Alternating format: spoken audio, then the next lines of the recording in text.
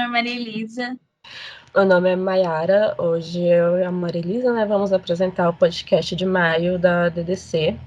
O tema é os caminhos e descaminhos no mercado de trabalho artístico e o meio artístico. A nossa convidada de hoje é Yaná Rabê Ofensa. Ela é bacharel em artes visuais pelo Departamento de Artes Visuais da Universidade de Brasília, é mestre em arte contemporânea no programa de graduação em artes visuais, na linha de métodos e processos em arte contemporânea. Atualmente trabalha como artista, curadora e pesquisadora, ocupando o cargo da Secretaria para o Desenvolvimento da Primeira Escola de Indisciplina do Brasil e é a mãe da Casa de Ofensa. Bem-vinda, viu? E aí? Boa tarde, boa noite, bom dia, seja qual horário a pessoa estiver ouvindo aí. Estou muito feliz pelo convite, poder estar contribuindo com essa produção de conteúdo, né? Que eu acho que a pandemia trouxe para as universidades um acordo, né? Tem muita coisa que a gente precisa estar fazendo para poder gerar acesso ao conhecimento que circula e borbulha na universidade, né? Então, estou muito, muito, muito, muito feliz de estar, de alguma maneira, retornando a alguma atividade na UNB. Como é uma conversa assim mais descontraída, a gente queria começar com o primeiro eixo sendo você falando da sua trajetória artística. Como foi? Como começou? Bom, começou. Eu não diria que eu já me via artista quando criança, porque por mais que eu fosse muito da experimentação, sempre desenhei, sempre fui aquela pessoa que de alguma maneira atrapalhava o cotidiano em casa, bagunçando as coisas, sempre pintando o que não devia.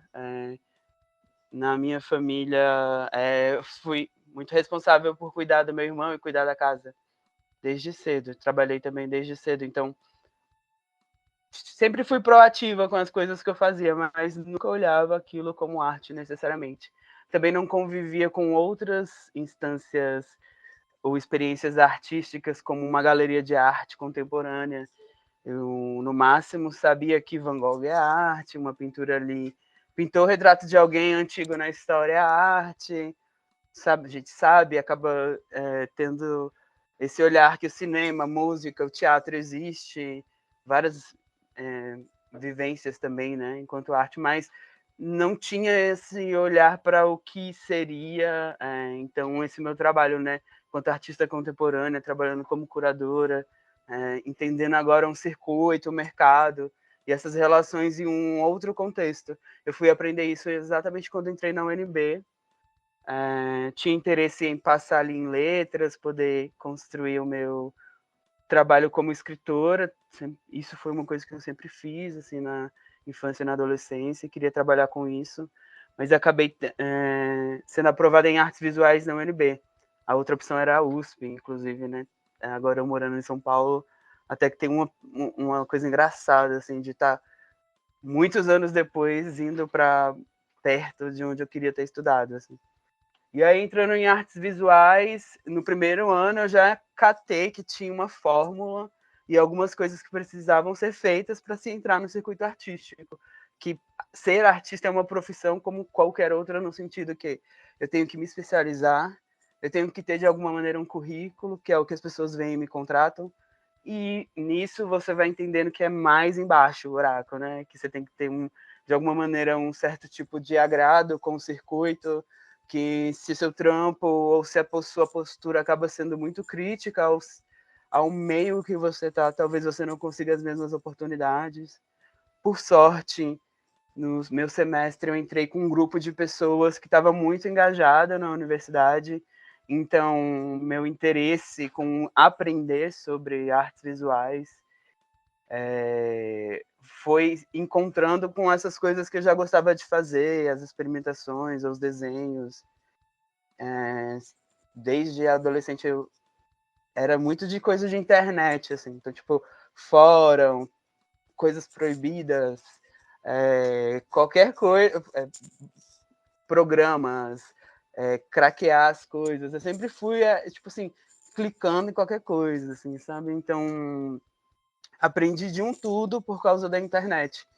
Então, quando eu vou entendendo um certo tipo de como se profissionalizar na arte, assim, novinha na universidade, eu acabo que me vejo muito livre para o que eu quero falar, o que linguagem eu quero usar, já que eu estou aprendendo a desenhar ali uma pessoa pelada durante 3 semestres seguidos para poder ter alguma ideia ou noção de desenho, o que isso tem a ver, ou o que isso molda, né, a minha trajetória enquanto uma artista. Então, brinquei muito com todas as linguagens ou todas essas disciplinas que estavam rolando ali.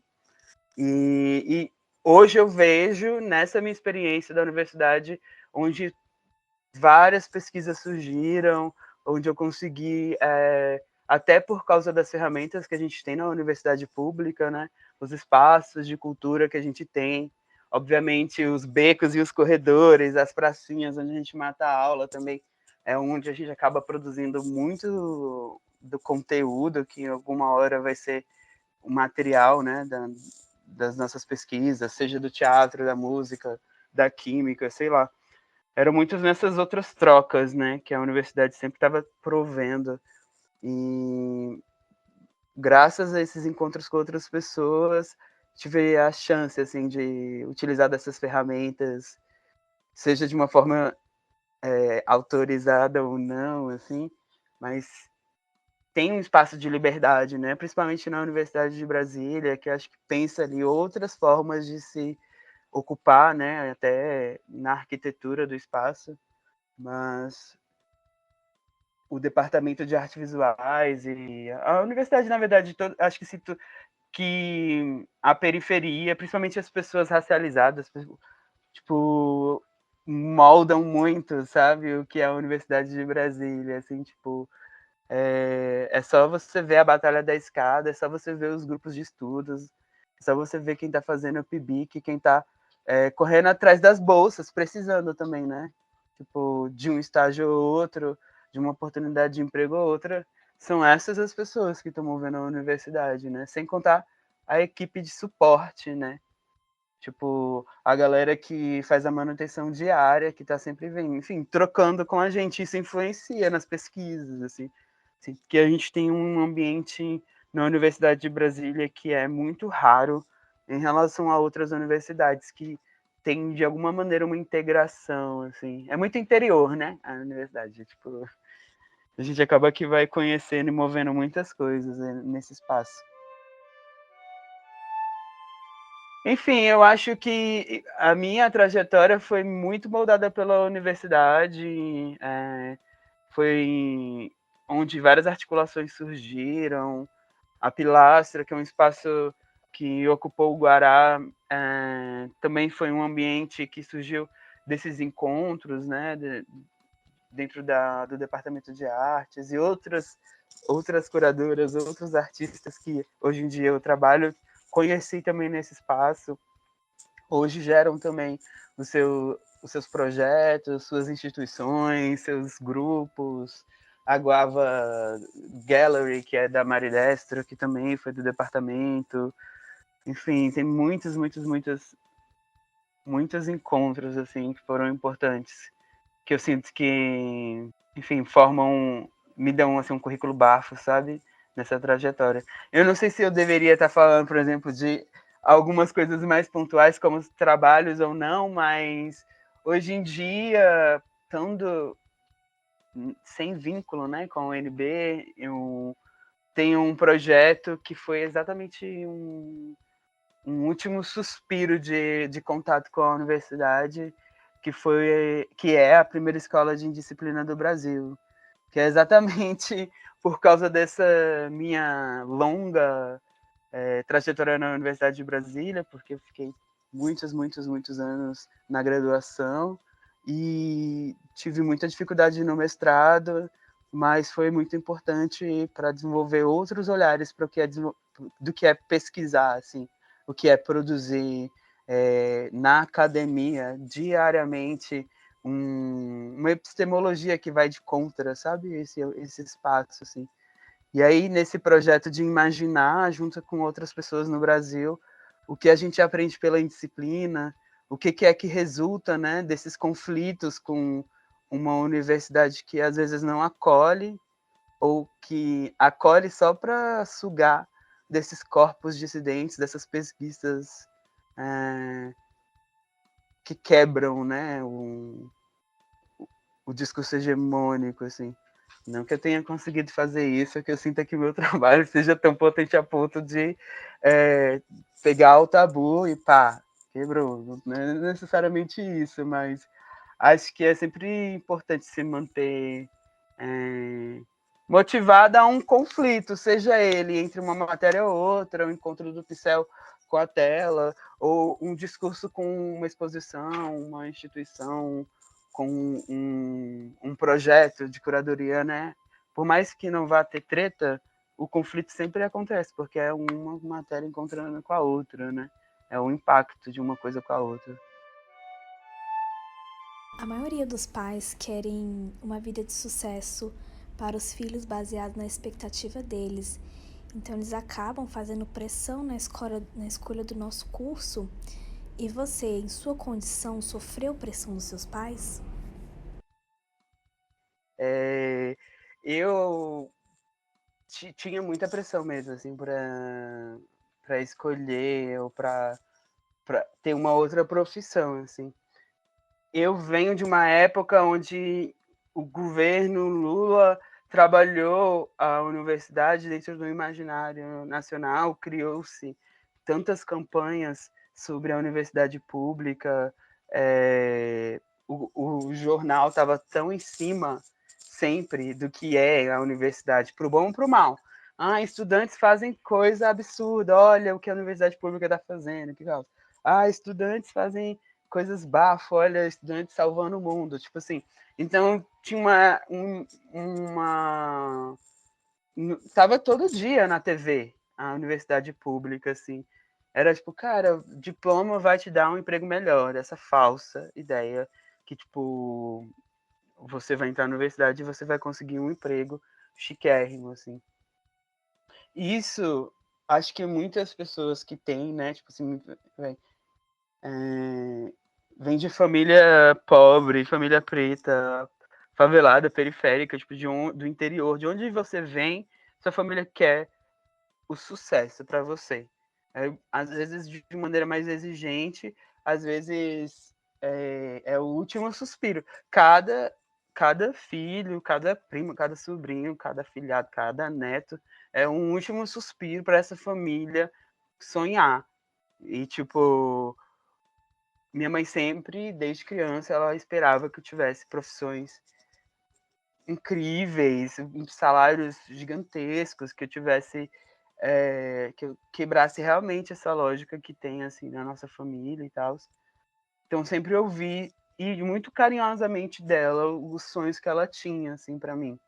Mas ela teve uma filha travesti muito indisciplinada, sempre fui nerd, mas ao mesmo tempo sempre quis fazer tudo isso fora da sala de aula, assim, tipo, queria estar e aprendi muita coisa, aprendi com muita gente, tive ótimos professores ao longo do meu ensino público, que eu só tive ensino público em toda a minha vida, até curso de inglês que eu fiz foi tipo 30 dias de graça num Wisdom da vida, sabe? Tipo, então eu fui de conflito também com esse ambiente que eu acho que é importante, que muitos pais dão pra gente, assim, que é tipo essa motivação. Infelizmente eu era muito revoltadinha na minha adolescência, passei por muita coisa. Então, o sucesso não era muito o que eu queria necessariamente. Eu queria estar engajada nas minhas esquisitices, nos meus textos, queria ser jornalista política, queria estar no corre-corre, assim, sabe? E a arte me veio como uma surpresa mesmo, assim, tipo, eu consigo fazer tudo aquilo, todas as profissões, consigo mentir que sou qualquer profissão, porque se eu quiser, e já fiz trabalhos que envolvem várias coisas que aprendi na medicina, na biologia, já graças a Deus, eu conheci pessoas na universidade que fizeram outros cursos que me ensinaram muita coisa, engenharia, arquitetura, cinema, tipo, jornalismo, e isso tudo sendo enfiado no meu trabalho artístico, porque não tem um limite, eu não preciso agir ou pesquisar como uma artista visual, eu não sei nem o que é isso. Tipo, eu entrei na universidade e aí, tipo, lá, primeira aula, FLV, olha, ser artista é isso. Sabe? Tipo, tive 2 professores que quebraram, assim, ó, todos os tabus sobre o que era ser arte, assim, mostrando enfim, não só de Duchamp a gente vive, né? Mas você vê um nictório assinado, pô, você vai assim. A periferia tem muitas coisas para mostrar, inclusive vários nictórios que a gente pode estar assinando para fazer as nossas exposições lá do Duchamp, sabe? Então, essa escolha, para mim, se deu muito da disciplina. Eu quase que fugia de casa para poder fazer o que eu quisesse, assim. Mas eu sinto que foi... E no meu trabalho, essas escolhas e que instituições eu vou estar inserindo, ou essa coisa muito pop também, que a política se faz, né? Para poder mudar a sociedade, para refletir na sociedade através da mídia, essas estruturas também me interessam. Então, não é à toa que eu recentemente fiz um projeto que eu quero muito continuar desenvolvendo, que é a Universidade Travesti, que vem muito também dessa experiência da UNB, que é tipo um programa de apoio a pesquisas transvestigêneres, assim. No geral, não tem uma característica de universidade, mas distribui bolsas Louis Vuitton para esses pesquisadores, por exemplo, sabe? Tentar entender essas narrativas que a universidade não necessariamente vai ter ou vai seguir o mesmo formato, até porque já temos também universidade indígena. E não vai ser, e não é, e não deve ser um professor no quadro apontando um slide, né? Tipo, então, tipo assim, a gente não vai precisar insistir nesse formato por muito tempo. E, infelizmente, o ensino já está ameaçado, né? Acabaram de aprovar aí o homeschooling, pronto, né? Tipo, aí a gente aguarda. A gente senta aguarda o número de violência que a gente vai ter infantil em casa e a reverberação para um ensino médio profissionalizante, engessado e uma universidade precária, onde não se pesquisa. Sim, olha, a minha frase motivacional vai ser: sustenta, aperta o cinto e faz aí o que você quer fazer, sabe? Se joga.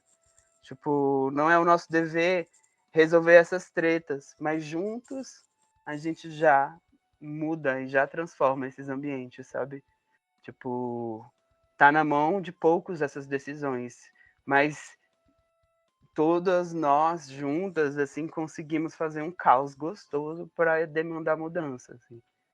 A gente não pode negociar todo o nosso cotidiano e toda a nossa vida para ter que resolver esses problemas na instituição, sabe?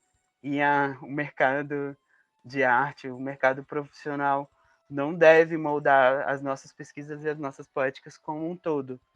Ele já molda, porque já estamos inseridos neles, né? Então, que a gente tenha garra o suficiente para, sei lá, pisar na linha amarela, né? Não se jogar na frente do trem, mas ao mesmo tempo brincar um pouco com o que é ser indisciplina, assim.